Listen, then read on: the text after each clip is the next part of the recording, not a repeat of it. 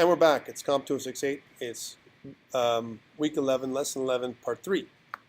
And we finished talking about web fonts, how to incorporate those into your project. I think it's a little nicer than using Consolas, or some regular font like Times New Roman, or something weird like that, or even Helvetica, right? Because the game needs to have some special fonts, right? But what about if you wanted to make it so that the fonts weren't web fonts? You saw that really weird effect it did, It kind of replaced the fonts. It does that with the web fonts sometimes. Depending on the browser, it'll kind of like swap out the fonts, and you'll see this momentary stagger where it's using one type of font and then swaps out and it's not something else afterwards. It does it more on local machines, I find, than if you do it on the development server. Especially if you haven't updated the game, it'll cache it, so you're good. So if you go back to the site, the first time you'll go there, it'll be messed up. The second time you'll go there, it's cached and it'll be okay, right? But what if you want a consistent user experience all the time? Well, the way to do that is to do something called Bitmap Fonts. And I have a really cool tool that's online that for most times works okay. But the problem with it is, I'm just saying, right? I'm going to go to Litera. And the way again, this is in your links that I sent you. There's a place called kvazars.com, kvazars.com/Litera, Littera. Now look at the font. I'm getting a regular Arial font. This is what this is, right? And what's happening is, in my Arial font, I'm getting kind of a gradient, which looks pretty cool, right? What if I want to get my Retro Girl font in here? How do I do that? Well, there's a select font on the left. And in my select font, here's my Retro Girl demo. I can use my 2-type font now. I'm okay with this one. Same one. And it loads up, and it changed everything to show what it's going to look like now, which is way nicer than it was before, right? Okay, I don't need all of these symbols, so I'm just going to erase all this for now. And if you notice, there's capitalization, right? There's caps. For my notice here, there is the lowercase letters look almost like the capital letters in this particular case, right? Which is good and bad. That means everything's going to be look like all caps. If I look at all caps, so let's take a look at this. Uppercase, this is it, right? These are all caps. If I look at lowercase, let's take a look at Latin lowercase, right? So here's Latin lowercase. It looks identical. Lowercase and uppercase characters look the exact same, right?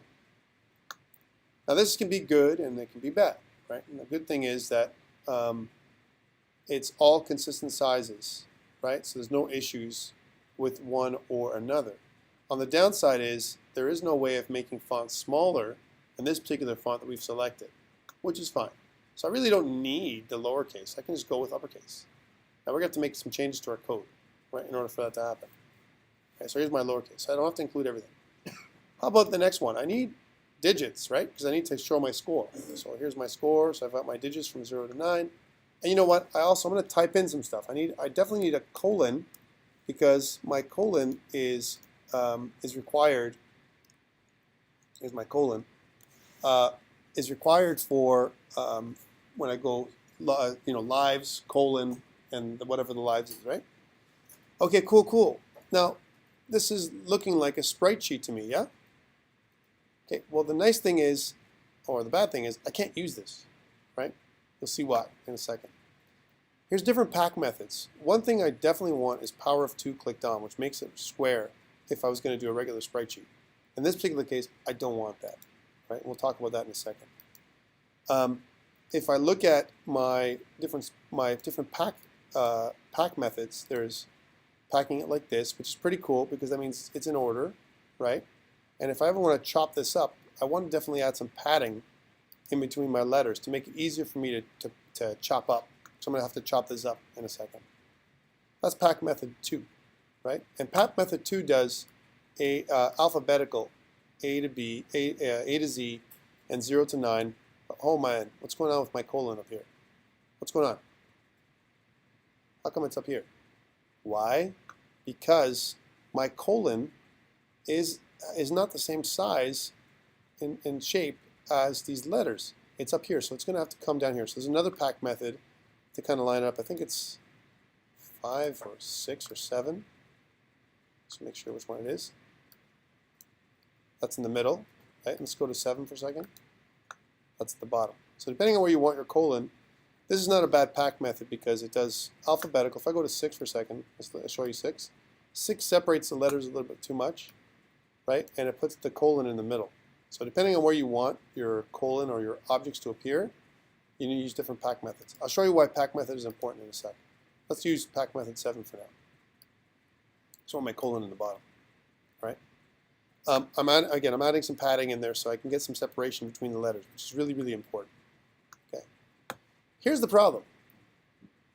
I want to create a sprite sheet like I did with, with TexturePacker.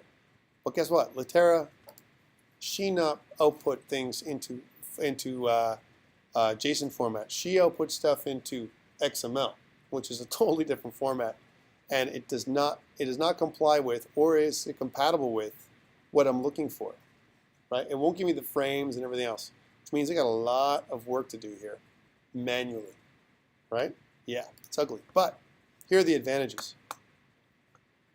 First of all, I want to see if I ever want a font size that's smaller than what it is right now. My font size currently is 72, right? If I ever want to say my font size is 14, I'm going to have to calculate my font.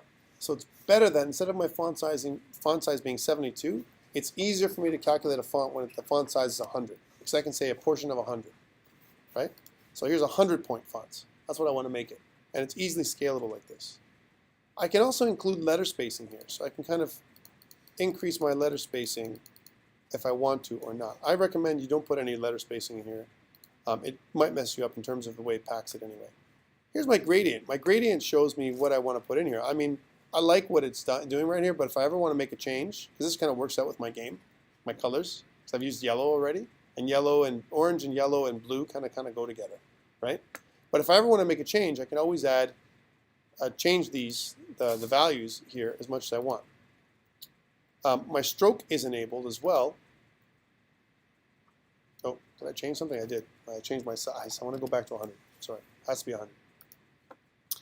My stroke is also enabled, and if I disable it, it does this. So I definitely don't want this as my font. Take a look. I want my stroke enabled, right? So it's kind of it adds a stroke area around. And again, I can also look at the miter limit, the size of my strokes. If I increase my size of my stroke, it defines my font even more, right? Or less. Like I think maybe 1 is not enough, 2 is pretty good. That's where it's set, I think, originally. 3 is very strong. You see these little defects are all included here too. Let's make it 2. So I see I got these little cracks and everything else. It's kind of cool for my font. I can also include a glow, right? So all the regular things for fonts. Here's my glow, right? Which makes it kind of glow a little bit red, right? I don't think it's necessary. You can also change the glow. So if I want to make it more yellowish, because that's what my game looks more yellow and blue, I can do that glow. Then I can turn that on and see how that looks. Right? If that makes sense to do or not. It makes no difference to me. It makes the fonts a little bigger. So I don't think it's necessary. I can add shadow, right, to make the fonts look a little nicer. Take a look. I think I like that, right? So here's my shadow for my font. These my letters are going to have shadow now too, right now, which kind of looks pretty cool. And I can also choose to have bevel if I want. Bevel is kind of weird. May not work nicely with mine. That's not bad actually. That looks pretty cool, right? Not sure how this will look when I do my my score though, right? But in this particular case, this font works nicely with bevel as well as shadow, right? So let's leave that on, right? And I can also change a couple of other options like distance field. If I put distance field enabled, it kind of reverts or reverses what it says there. I don't recommend that. Okay, cool. So I've got my font the way it is. I want to name my font, so I'm going to call this kind of Retro Girl up here, Retro Girl. So I know it's going to call the same thing. And now I want to export it. So I'm going to click Export, right? And it tells me how I want to separate all that kind of stuff. It says exporting. My scalings are separated by semicolon, as an example. It also shows I have one scaling. I can have postfixes in here as well. And here's a question for you. Scaling is 1. What about if I put 0.5 in there or whatever? I can put other scalings in here. I don't recommend doing that right now. Let's keep it simple for us. See what I'm talking about. Okay. When I'm done, I can download the files, right? And it tells me where I want to put them. Well, I'm going to put them, I'll leave them inside my Grill is Retro. Just put them there for now. Okay, I'm going to keep this file open just in case I have to make some changes to this thing again if it doesn't look right. So I'm going to go back to, I'll kill this for a second. I'm going to go back to my Grill is Retro, and I have this Retro Grill kind of font thing that I downloaded from Litera. And inside here I have a couple things. I have a ping image. Let's take a look and see what this looks like. Here's my ping image. I'm going to use Adobe Fireworks for this. Right? Cool, cool. But guess what? It's all one big image. That's not going to help me out. Right? Yeah, this is cool. And I can go in here and manually tell. So there's a couple choices. So, Matt, what do you think I should do? Should I go manually create my my JSON file for my sprite sheet? Because I have to make a sprite sheet out of this, and this is one big ping. Or should I cut this up and throw it into TexturePacker and let it do it for me? What? Cut it up? Everyone thinks that's the right option, so I'll do that one too, right? All right, so if I'm cutting it up, how do I cut it up? Well, there's a couple of ways we can do that, right? I'm gonna keep Fireworks open. I'm gonna need it in a second. So let's just keep it open. I'm gonna go to another space. So I've got some clean space here, and I'm gonna go to I'm gonna just realign my workspace just a little bit. And you know what? Yeah, let's just go here.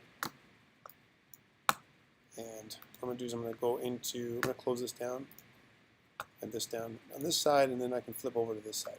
Okay, cool. And what I'm going to do is I'm going to open up a new folder for my for this thing that I'm working on this new screen over here. And I have my ping image and my font. Like this FNT image that it gives you is an XML file. Let's take a look at this XML file. How about this? Here's another option. Should I mash this up? Let me tell you what I'm talking about. So should I hand bomb this one? Hey, here's my XML document. I've got my ID. This ID is an ASCII code. And I've got my X and Y coordinates and my width and my height. But I have all this other stupid information right here. So I'd have to kind of go through each line. And luckily I only have 26 letters. Imagine if I had uppercase, lowercase, and digits, and symbols. I'd have to do this manually, right? So it's a lot of like legwork I could do here, right? Now I have the coordinates, so I could use the existing sprite sheet. It's a big long sprite sheet. But remember what works better for me? It works better if I have kind of a block. I could have made it that way. I could have made the pack method up online. I could have made it a square instead of this, right? And so it would work for me. But my issue with this is that I have to do a lot of work to define each letter and each number. I have to convert ASCII to letters and numbers, and that's one thing. And I got to kind of do that anyway. So you're kind of SOL either way you go. You do this manual work here, a lot of typing. You're gonna have to watch me type for the next half an hour or so, right? If I do the splitting up the font and doing everything automatically for me, there's less chance of finger typing errors, which may cause a problem later on. All right. So it'll be easier for me to detect the errors if I do it automatically as opposed to manually. Manually, I might point at the wrong place, or if I'm off by a few pixels, my font is going to be messed, right? Okay, so that's why I don't recommend this. And by the way, if you're thinking about, hey Tom, why don't you go online? There's an online converter that takes XML to JSON. There are such things, except it's totally the wrong format. Right, so remember, I need objects, and I have to redo my JSON completely. Again, it becomes almost undoable. And what I mean by that is, let's try this out for a second. If I go XML to JSON online converter, right? So I go here, here's one, XML to JSON, right? One day when it loads. And it will. Here it is. So I have my XML here. Let's just copy and paste. So I'm going to go back to my Text Wrangler. Oh, it's not open anymore. Hold on a sec. Let's just open it up in Text Wrangler so you can see what I'm talking about. You see the challenge. So here's the challenge, right?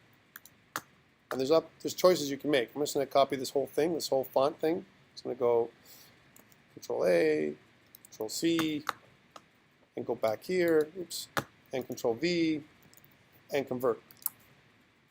Okay, this JSON's nice, right? But it's totally not the right thing. Look, each character is its own object, right? That ain't the way, fellas, right? I need this piece, right? I need this piece to this. I don't need all this. I don't need all these. I don't need it to be named, and I need the ID to be somewhere else. So there's again all kinds of work I can do here, and it's not clearly in the way I need it.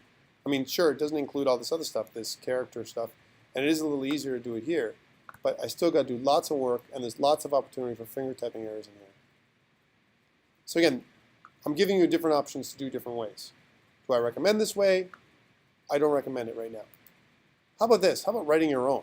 Like converting from almost like a read, some kind of a parse XML from Litera kind of code to parse from Litera and put it into your proper format. Yeah, that's cool. That's great. You go ahead and write one. Right? It's going to take a while to do. And you know what? You and I don't have time to write that kind of stuff. But yes, if you're doing this all the time, then certainly writing an XML converter that takes it from one format to another would be the right thing to do. Right? And maybe we can pass it to these guys and say, hey guys, make this XML, instead of XML, make it go to JSON format here. Now this is a free tool. And if you were to look at other tools that are paid for tools, they also go in XML format, which doesn't do any good. If you're using ActionScript and Starling, this is perfect format, the XML format. But if you're using any other format, you need JSON. Okay, let's get out of here and let's start working. So how do I split this stuff up? There's a couple of options I have here. And first of all, the first option is I can certainly go and chop it up myself. The second option is a free tool that you can download, which I highly recommend, called Shoebox. Right? Shoebox is a free tool. It's cross-platform. And sure, I'll update this time around. Hopefully it won't kill my program. I'm just going to update Air for a second. Right? It's a Flash application, Adobe Air application that someone made, right? Which is kind of cool. Okay, so here's Shoebox, and if you notice, I've got this thing that doesn't close, right? Don't worry about it. Who cares, right? But I've got this sprite sheet and read sprites. I also have Bitmap fonts. I've tried different things to use here. The one that works up nice is, I believe it's sprite sheet or read sprites. So how do I do that? Well, I have to drag and drop this stuff here, right, into this stuff here. I think I need to drag both those things in. No, not that one. Hold on, one more time. This one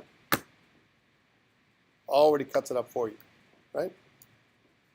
This is cool. Now it cuts it up, but oh man, I got some problems, brothers. What are my problems? Looks like they're different sizes, yeah? Let's see what I get. Let's see what I get. Let's see if it's actually sizes. Let's just say, all right, and then it says 38 ping images. So I've got 26 letters plus a bunch of numbers. And you see there's some numbers that are missing here. Not sure why that is. Should show them all, right? So, yeah, where's my 9? Where's my 6, 7, 8, 9, 10? I am trying. It says 38 images, right? So let me try this. That's the first time I ever got that problem before. So let's save it. Here's these images. I'm thinking I got them all now. Right, here's my 0, 1, 2, 3, 4, 5, 6, 7 on RetroGrow. I also have 32. What's ASCII code 32? Matt should know this. Space. The space character. So I ain't got no space character. I got to take that one out. Because I can't. Because, you know, when we do sprite sheets, ASCII code 32 means nothing for me, right? Okay, now I got to go in here. So what I'm going to do is I'm going to create a subdirectory here just to make it even easier. So I'm going to start parsing this one by one, right? And I'm going to make a new subdirectory called digits. and make another one called upper, right? Just because we have uppercase and lowercase. We don't have any lowercase in this particular case, but now I'm going to put the digits 0 to 9 outside of this the semicolon, by the way. I'm going to take these digits and I'm going to drop them into the digits folder. Right, I'm going to take these letters and numbers, and not including the 58, and I'll show you what that 58 is in a second, and put it into upper. And I have this other one, 58. What's 58? ASCII code 58 is the colon, right? That's a symbol. All right, so I can't change that right now, but I can change these digits and numbers, and I broke them up for a reason. So I can do this, because I got to rename them all. 0. Oh yeah, you're into it, brothers. Brothers and sisters, you're into it right now with me. This is the manual work that we're going to be doing right now, right? And you're going to say, Tom, there's got to be a better way. I've tried different ways. The most reliable way with the least number of finger typing errors is this way right here, right? Okay, cool. Now I'm going to take all this and open it inside Fireworks, right? Because that's just what we have to do. So let's go back over here, and oh yeah. Fireworks. I'm going to open. When I open, I'm going to point my gun inside. My girl is retro. Inside retro girl. Inside digits, and I'm going to load all these digits up at once. Right? Okay, you're going to see them all come up. Boom. Okay, what's the problem here? Man, I got this extra frickin' space over here that's been generated. I don't want that at all. How do I do that? Well, I got to do one of these. I got to do modify canvas, and I'm going to do trim canvas, which is Option Command T or Alt Command T. Alt Control T on the PC. So a special command. And then once I've trimmed the canvas, I'm going to save it. Whew! Let's try this out. Okay. Each individual one. Luckily, I'm pretty good at doing this because I've done it a million times. And that's the only reason, by the way. Cool. That part's done. So my O's, my 0 to 9s, they're done. Imagine if you did this for all the ones. By the way, I've done demonstrations where I've done like every character and every symbol because people wanted every symbol. So I'm going to put them up online and all this kind of stuff. They wanted to use them. Fine. Right? Okay, cool. Let me just minimize this for a second. So it doesn't bother. I don't need shoebox anymore, so I'm going to close that off. Let's go back to my other stuff here. So I've got this. My digits are all done. If you notice, they're looking like digits now. If you look at the preview here in the Mac, they look like digits. I've got my uppercase. Here's my uppercase stuff, right? And now I got to load all this, and hopefully they're equally spaced. And we'll know that in a second when we see them, by the way. Once I pull this up, you're going to see how they're good or bad. And if they're bad, we'll notice this as we come up. Okay, so let's go back to Fireworks. Pull up the same thing. Instead of digits, now I'm going to go upper. And I'm going to go drag all this upper stuff. This is the A. Oh, man, I didn't rename these things yet. Hold on. Forgot to do that. So upper. So this is an A. And this is a B. And C, E. Bear with me, guys. This is the you know, we're getting paid the big bucks for this one. E, F. That's a weird G, man. I don't like the way that looks. G. Yeah. I know. It's like watching paint peel, right? So just.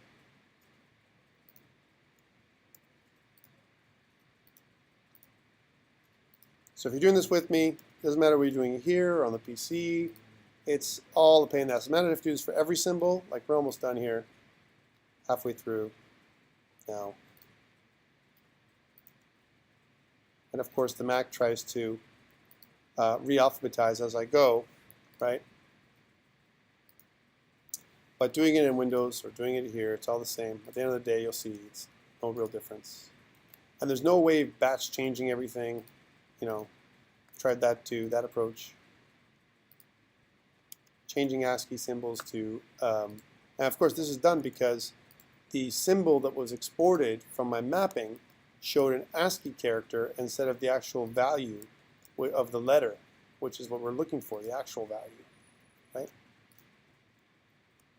Just the way the export function was working. Again, if you wrote a function that converted or parsed the XML into the code that we wanted, that would be perfect. Okay, cool. I got everything here. I've renamed everything. Let's go back over here. Sorry, let me open that up again. Open. And I'm going to go to, instead of digits, I'm going to go to retro girl. I'm going to go to upper. And now I've got all these characters here. I'm going to open all them up. Press open. Open. So all of them are going to open up at the same time. Here's my Z. Let's do the same thing. So, and you're going to see how this may work and this may not. So lots of pain here, right? You're going to say, Tom, lots of pain. Lots of pain. Let's see what the gain is going to be, if there's any. Will we have any gain at the end when we go back to bring all this stuff in to the actual game itself? Now again, if I've done this stuff, guys, and you want to use these fonts for bitmaps, please go ahead. I'm not going to make you suffer to do this on your own. That's that part done. I have one more thing to do, the colon. Right? Let's go back to the colon. Here's all my symbols done, my upper, my digits. Here's my colon. I can't change the name of the colon. Can I make a file name colon.ping? No, it's a wrong file name. So I got to keep it as 58. But I can open it up with fireworks, and here's fireworks. And you know what? Here's the problem now. I can't, if this was a lowercase character, I can't do that cut, because it would cut the thing in the middle, and then it's going to center it, so it's going to be messed. I can't have that. It'll take it right to the top. Because it starts, our bitmaps start at the top of the file, right? So that can't work that way. So what I need to do is actually use some kind of, I'm going to cut out this thing. And the way I'm going to do this, of course, I'm going to zoom in right here. A bit of, that's maybe too much, zoom out. One more time. There we go. And now I'm going to use this tool, which is not exactly what I wanted. See what happened? I'm going to use this tool to, there we go, cut out the shape that I want, and that's the shape that I want for the colon, and that's what I've had to do for each lowercase character. So it's 26 of these, right, that I would have to do, because lowercase characters have to be set properly with a space on the top, so that the lowercase characters push down. Otherwise, you'll have the lowercase characters on the top. It's messed. You don't want that. So I'm going to go File, Save. Okay, cool. All of my characters have now been converted to things we can use. Let us now use TexturePacker. This is the next form I got to do. So I got my TexturePacker. I'm going to close this one down. Right, close. And I'm going to open up a new project. So new project. It's going to be an easel project. And inside my easel project now, I'm going to drag and drop that stuff that I was using, right? So here's male pilot. I've got my girl is retro. Inside my retro, I've got my my digits, which I want to put in first. So I'm going to kind of highlight all these digits, drag and drop them in here, right? And do the same thing with my, because this is going to do the proper format. Here's my upper. Even though they're lowercase characters, it doesn't matter. You can't have the same name anyway. And in there, right? And then, of course, I'm missing my 58, which I'm going to put in there as well. Okay?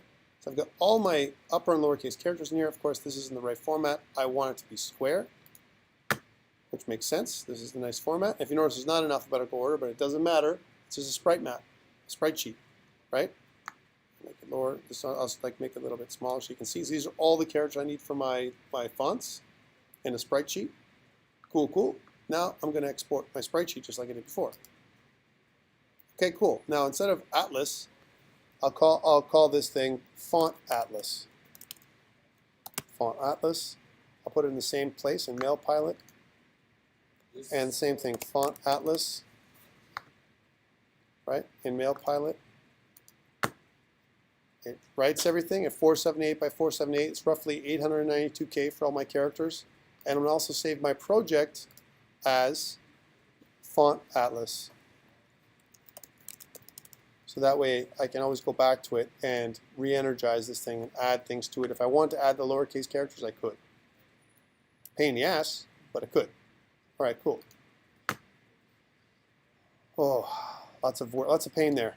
Lots of pain there. Okay, so now that's done. Now let's incorporate all that into our code and see how this works. Okay, back into the code. I'm pulling this up. I'm going to downloads. I'm going to Retro Girl. My girl is Retro. I'm going to Retro Girl itself. And inside, oh, sorry, I put it in Mail Pilot this time. Mail Pilot. And I've got these two things, this Font Atlas. Let's take a look what this Font Atlas looks like in Sublime. Looks almost like the other one, right? But look at this. There's tons of them now. Okay, now I got to do this. I got to go assets / fonts. I'm going to put them in fonts. Why not? And you know what? I got 0. Oh man, what's this 58 here? That's the colon. So I've got to put a colon in there. So when the colon is checked off, you're going to see this in a second. And these are all the frames for each of my fonts. A, B, C, D, whatever. It defines each of my fonts. I don't need this piece here. So I get rid of this. Right? And Control S for save. Okay, cool. I've got my file. I'm going to kill this too. I do need all this now, so I need to get all this. I copy this. I'm going to go back into Visual Studio, and I don't need this right now, or this. And I'm going to go into my game.ts file, which is right here.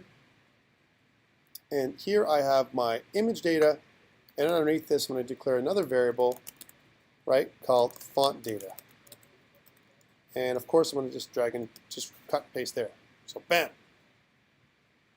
Right, so there's my font data. Cool, cool. Now that I've made font data, I got to go make a new atlas, a new kind of sprite sheet, because that's the same thing, right? So I'm going to go var. Instead of texture atlas, I'm going to call it font atlas, so we know what it is. And it's of type create.js.spritesheet, if I can spell. And once that's done, and I've got that in there, I've got to define the sprite sheet. I got all this extra stuff here. Maybe I want to put that in its own file, which is what I did actually earlier. I'm not going to have time for that because I want to look at your projects. So it's instead of texture atlas, I'm going to go font atlas, right, is equal to new create.js.spritesheet. And I'm going to put in font data in there because that's the font data that's going in there. And this is the JSON data that's coming in, right? And if you notice, if I hover over it, it shows me all the data. The same thing with image data. There's image data, there's all the font data. All right, cool. Got this now. All right, I want to convert everything now to bitmap fonts. All right, so I got my bitmap font data in there. I ain't using it yet. How do I do that? Well, I got to go into my game state. Here's my game state, my play state, right? And my plain state is my first time, right? I add in a, I have my scoreboard. But that's before, sorry, instead of my play state, I'm going to do my my menu state. Menu state is probably my first place. So here I use Retro Girl, which is a web font. Well, I may not like that. I don't want to use that at all. I want to use my new font. And you know what? It's of type label. Oh boy. That means that I've got to change my label class to use my bitmap fonts. So let's do that. Here's my label class. I use create.js text. Now it's going to change. Instead of create.js text, I'm going to say create.js dot bitmap text. Okay. Oh, this is all fine and good, but now this is all invalidated. I don't need a font family. I don't need a font color. I do need a label string. That's very, very important, right? And I do need a sprite sheet. So I need to get rid of all this, constants, font size, font family, blah, blah, blah. That's gone. She begun. And I also need, so that's my label string, but I also need a sprite sheet object that's got to go to my superclass, right? And it's got to be in the form of sprite sheet, comma, label object, whatever it is, right?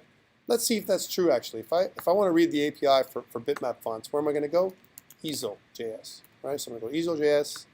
I go back in here, and inside there I'm going to look at bitmap fonts, bitmap text, And what's my constructor say? I need text and then the sprite sheet, right?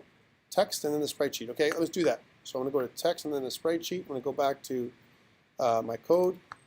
And so here's my text and then my sprite sheet, which is my font atlas, right? My font atlas. Well, that's cool, but I can't use get measured width and get measured height with a bitmap font. I can only use get bounds width and get bounds height. That's the new way of doing it because it's a bitmap object now. It's not a text object, right? So this isn't any good anymore. So I'm going to go dot get bounds width, right? And this is dot get bounds height. So that's my first change I have to make. So those are my, now my label class is of type create.js bitmap text, and it's going to use my font atlas for the text. Okay, that's the first change. Okay, get rid of my label now. All right, I got some errors here. Well, yeah, because in my menu, I'm using my, I can't set my font to 80 pixels retrograde because my font doesn't exist, right? And I can't use this mail pilot and this makes no sense. Well, this actually screen width and screen height, the location makes sense. But this 80 pixel retrograde makes no sense. Oh man, my font is going to be 100 pixels. How do I set the size of my font now to smaller sizes? Oh, that's why I made it 100. Let's go back to my label. I need a new method, right? I need a set size method, right? And my size method is it's gonna give me the new size, right? New size, which is going to be a number, whatever my number is. And when I do that, I'm going to physically change the size of my font to something else. Okay, cool. So I get my number, and let's say I want to set it to 40 pixels. Well, my font is 100 pixels, which means I want to set it to 0.4. What do? I say the new size, my final size or my final scale, or whatever you want to call it. Let's call this, instead of new size, let's set size to a particular, let's call it the final font size. We'll say font size, that's my new size, right? My final font size is what's going to end up happening, right? Is going to be equal to my new size, I'm going to fix this in a second, divided by my 100, because my 100 is the size of my font. So whatever my size, if I put 40 points in there, it's going to be 40 over 100, which is 0.4. If I put 32, it's going to be 32 over 100, which is 0.32. And that'll be the scale that I'm going to rescale my stuff. Okay, so my font size then is going to be of type number. That's the first thing I got to put in there. So that's what that is. And of course, I gotta use the var keyword for that. It's going to be a local variable that I'm going to do something with later on. Okay, cool. Now, what I got to say is this dot scale x, right, is equal to font size, and this dot scale y, I'm scaling it now, my font, is equal to font size. I'm only going to do this once, so that's not something I want to do on the fly or every frame. That would be bad, right? So I'm only going to do this calculation one time. So that's my set size method, right? Now, my label has that, so if I go back to my menu, instead of doing this 80 pixels retrograde, what I want to do is say mail pilot label, which is of type label, dot set size, and I want to make this 60, which is 0.6. Right? That's why I made my font size 100. It's easy, right? Calculations. All right, mail pilot label dot regex is mail pilot label dot get measured width. There isn't more get measured width anymore, right? And I know that that's the truth. That's cool. It's got to be get bounds and width, right? So I got to do all that again. This is true. So get bounds, width, and same thing goes with this. It's going to be get bounds height.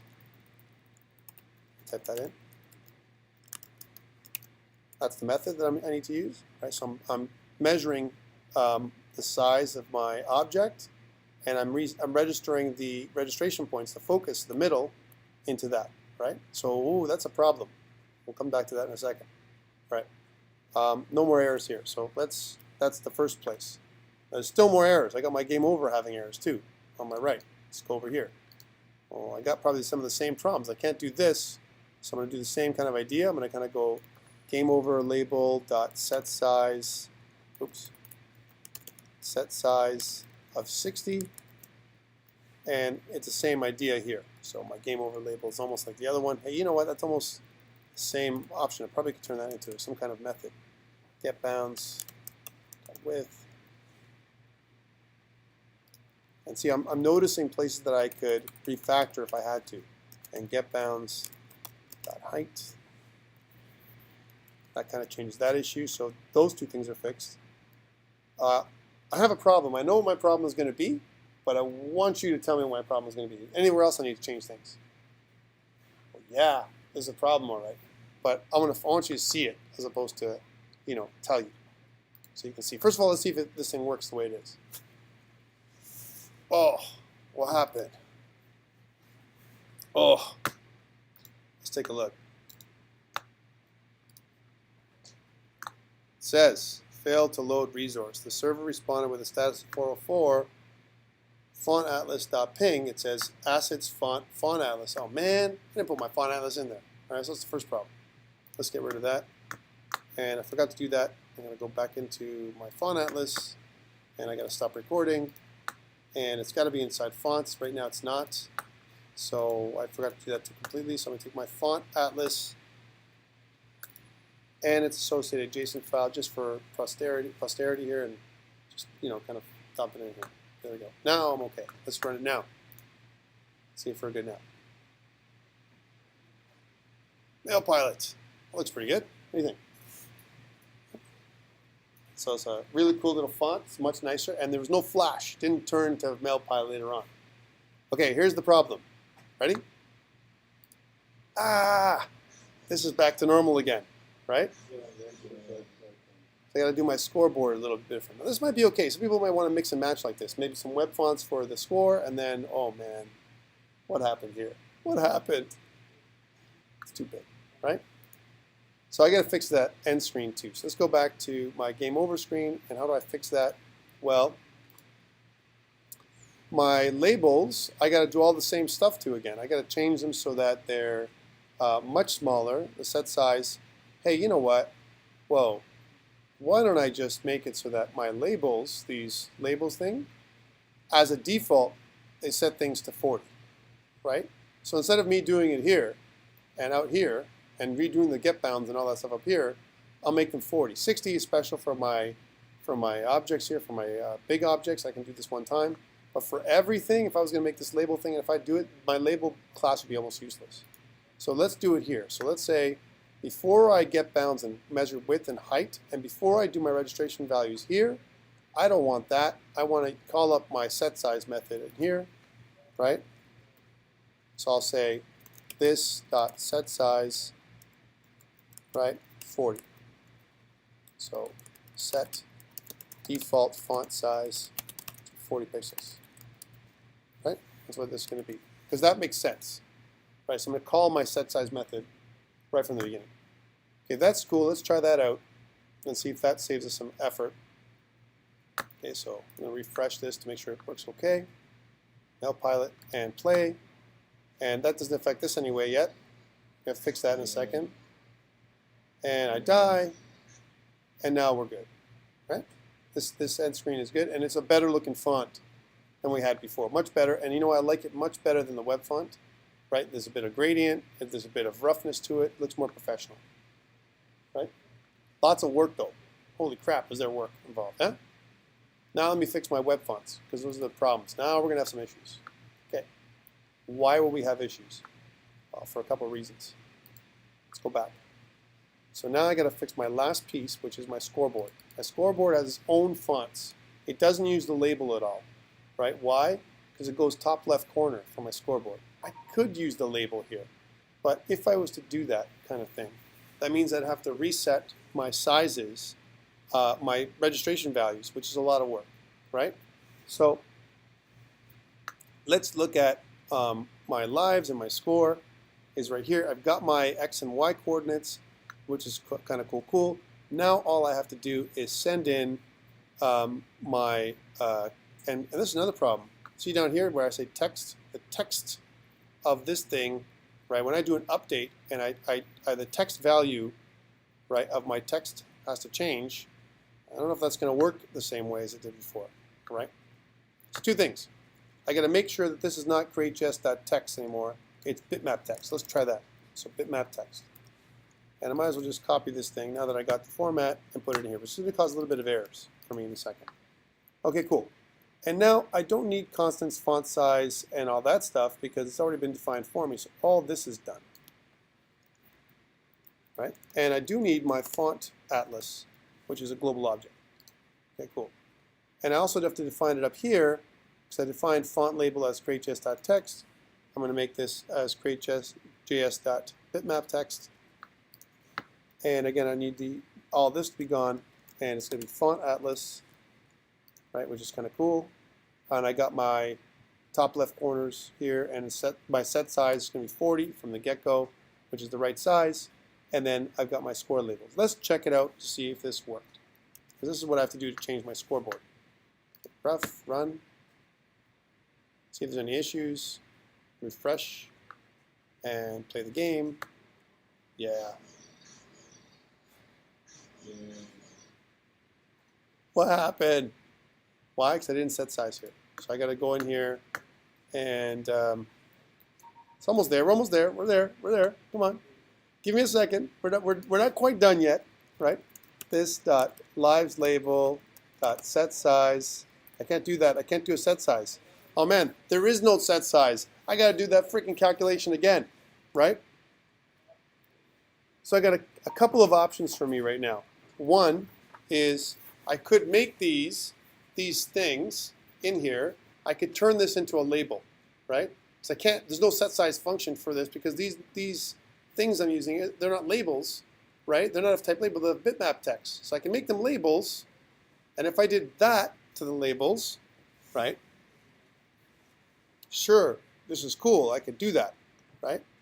Or, instead of making them into labels, right, because there is no set size, I could calculate the size for each of these things by scaling them right here. So I can do scale y, scale x and scale y to 0.4, which is rough, right? So I could do that here. So let's try that. So instead of try incorporating and changing everything around, scale x, right, is equal to 0.4, and this dot underscore lives label dot scale y. I'm just going to do it both ways here. So you have the label, and you also have these, and there's also strategies you can use to create another type of object that incorporates things from my scoreboard, like a scoreboard type of object, some other scoreboard label object, as opposed to a generic label object. Right? Because maybe I have to use more than one scoreboard label object in the future. Don't know. Right? So I can do the same thing here. Take this, copy, and put this over here. So I gotta do that. And instead of scale live label, I'm going to take my score label and put it here. And now we should be okay. Because I know that 0.4 is 40 out of 100, which is 40 pixels. Right? And I only know that because we made that pre-calculation, and I've done this thing a couple times before, huh? With lots of trial and error. Hey, what do you think? Let's see if it updates now. Yay, that's cool. Right? What do you think? Is that better? I like it more, right? It looks more professional, right? And you know what? We have a little bit of time. We do have a little bit of time. So I want to add in my animation. How do I add in my plane animation? Because right now my plane, I didn't have a chance to do that with the other class. My plane only has, I'm going to pull up my mail pilot for a second, just to show you this thing. So I'm going to go to downloads, and I got to go to mail pilot, and I'm going to pull up my TPS document, which is TexturePacker, right, from my atlas. Here's my TexturePacker. I only have one plane animation here. It's just a middle plane, right? Well, if you remember, I also have this 1945 bitmap. If you look at the 1945 bitmap, I'm going to open it up now, so you can see it in Fireworks, right? And one day when it putters along, here it is. This is a bunch of little other animations that are built into this. I've given you guys this, by the way. You guys have this, right? So let's go through this. Oops, that's the wrong one. Let's go through this, and I want to spot my 3-plane animation. Take a look here.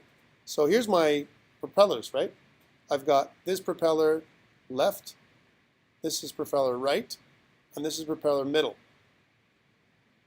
So it goes bing, bing, bing, bing, bing, bing. This is the animation right here. Hey, there's also this other plane animation here. So when I flash, this could be a good flash animation. So it flashes to this white plane or whatever, right? If you notice, all the other planes have that. So boom, boom, boom, boom, boom, boom, and they do that over and over again, right?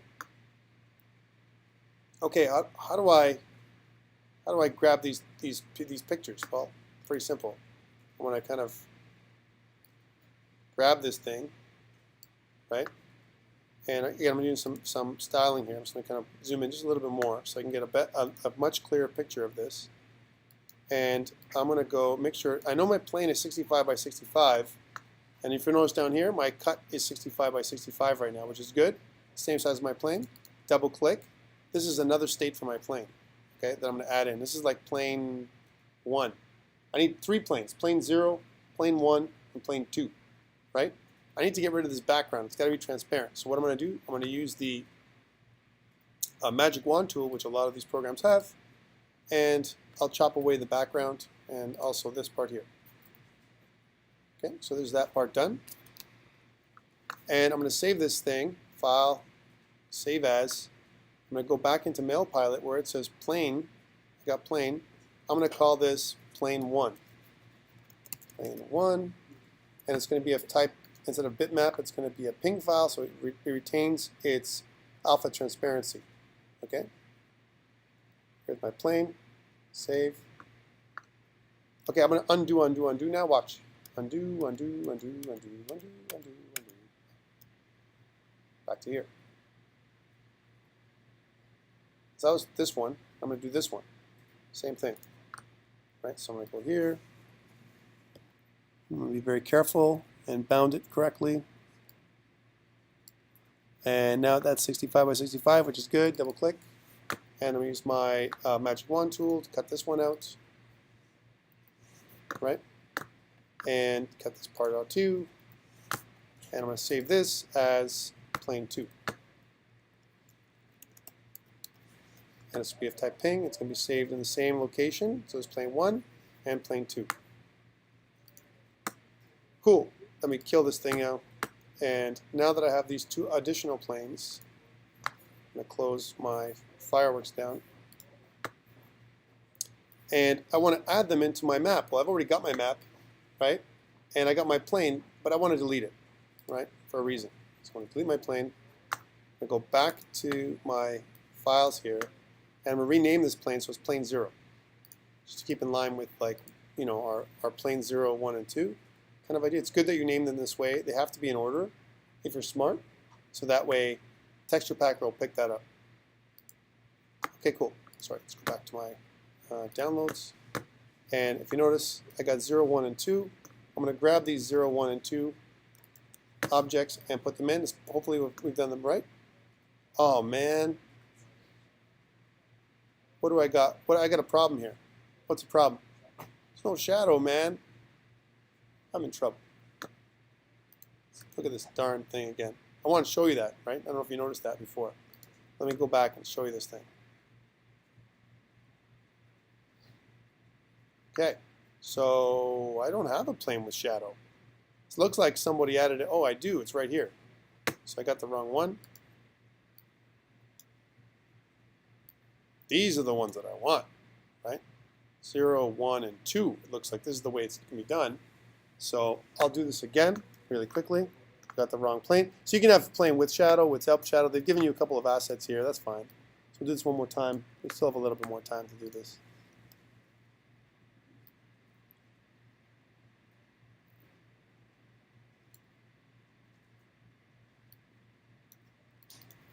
Okay, and I'll do the same thing. I'll go bum, bum, bum, kill this piece, and then kill the extra pieces to make it all blue. Gotta be very careful. It's not to kill anything I don't want. File, save as, and I'll make this one plane 0. So I'll kill my plane 0 for a second because I have to redo my plane anyway. Replace.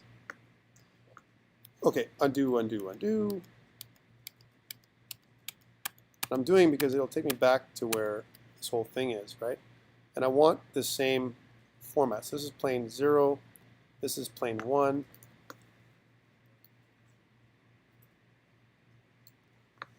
That was pretty good. I did that in 1. All right, that's unusual. And this is plane 1.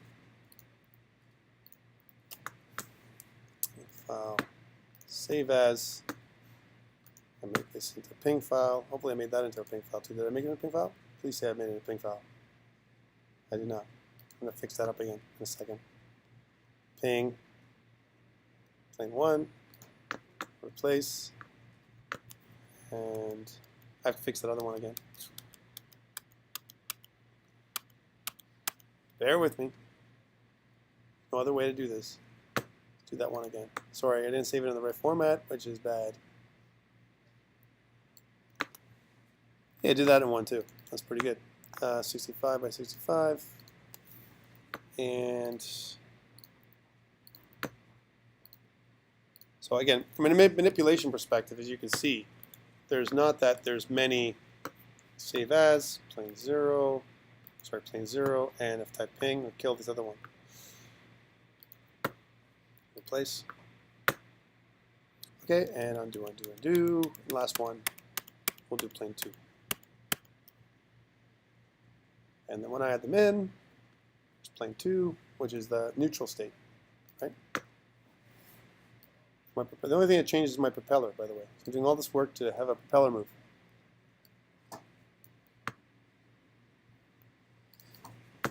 Boom. Okay, cool, yeah. And doing all this, oops. Cool, file, save as. And it's going to be plane 2. Okay, so I replaced all the objects. Now I can close these all down. Definitely don't want any of this stuff. So gone, gone, gone, because these are all wrong. Let's go back in here again. And now I've got this one I got to kill, this one here. But I got these other ones that are really nice. These 0, 1, and 2, which I'm going to put in place in here. So now you can see the 0, 1, and 2 planes. And it's hard for you to see. But if I zoom in, you can see that 0 has the propeller this side, 1 has the propeller on this side, and then 2 has the propeller on both sides, right? So that's the animation I'm going to make, right? Now I'm going to republish my sprite sheet. I'm going to click publish. It's going to change everything, right? Press OK. This is going to remap everything. So I have to do my sprite sheet again. So I'm going to go File, save my project, close this down, go back onto the Windows side, stop recording, and I'm going to go back in here for a second, just minimize all this stuff, make some changes to the code. I'm going to go back into my sprite sheets. I'm definitely going to have to make a change to my atlas. So I'm going to open this up with Sublime, and if you notice, I've got plane 1, plane 0, plane 1, plane 2, right? Well, I need to add this animation bit in here, right? First, I'm going to change my size here to assets, images, right? I got a few more frames here, and now instead of plane 0, plane 1, plane 2, I've got to do plane. And bear with me, and I got to wipe out 2, 3, and 4, right? So I don't have a 3 and 4 anymore, and in here I got to do this. Make an object,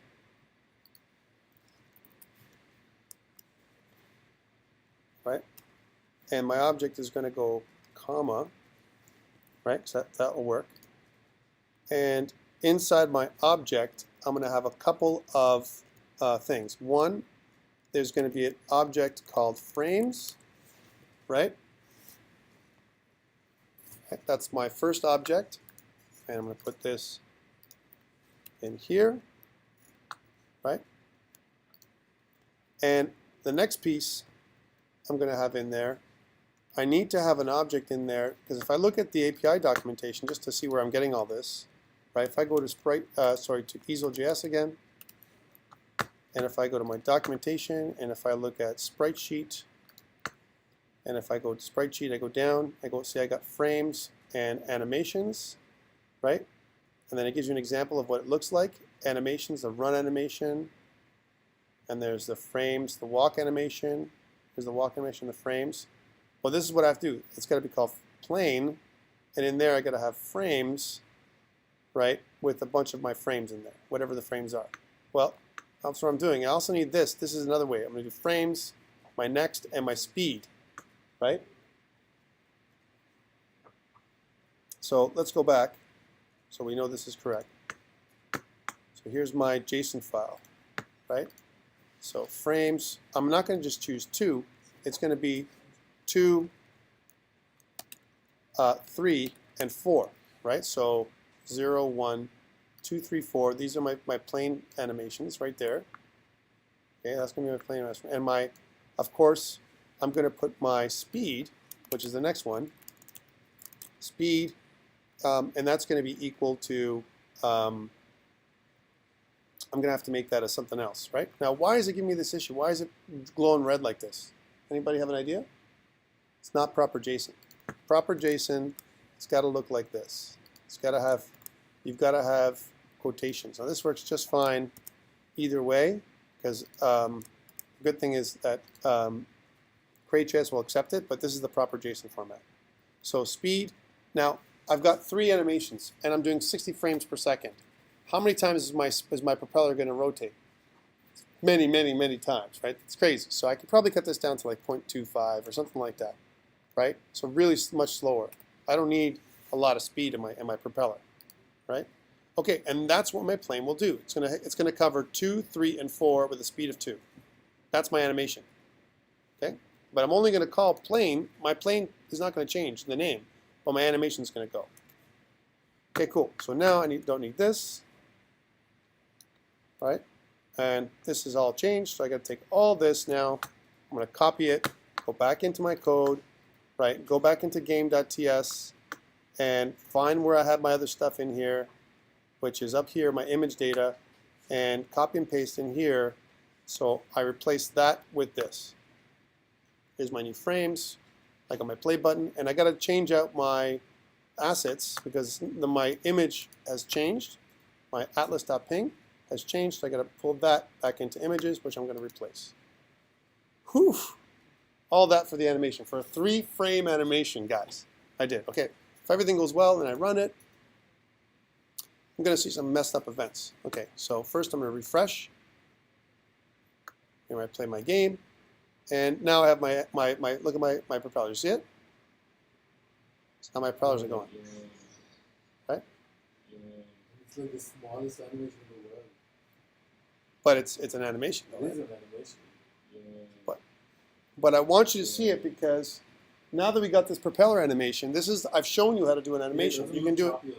No, and you can do it for whatever you want. All I'm doing is switching the propeller. So it goes like this: right, left, right, left, right, left, right, left.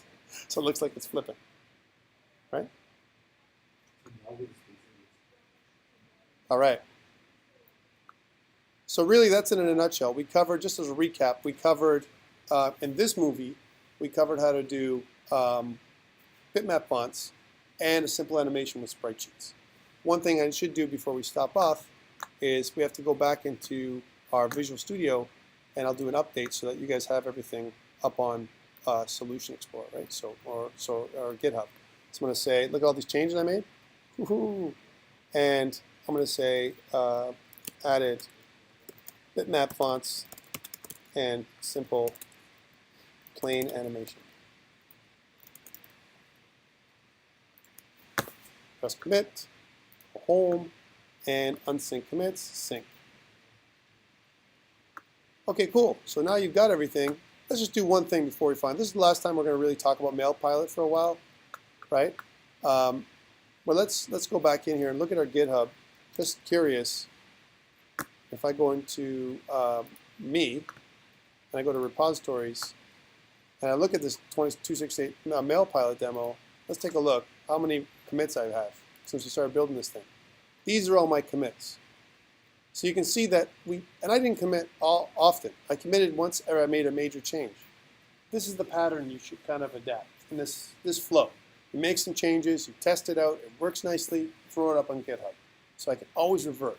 And you can see the different changes and what I've added while I do added, and encapsulated the game. There's some big changes, some small changes, but you have a kind of a version history that goes right back to the initial commit when we first created this thing. And that's it in a nutshell for today. Then I'll go around and check out your projects and your project ideas and who you're working with.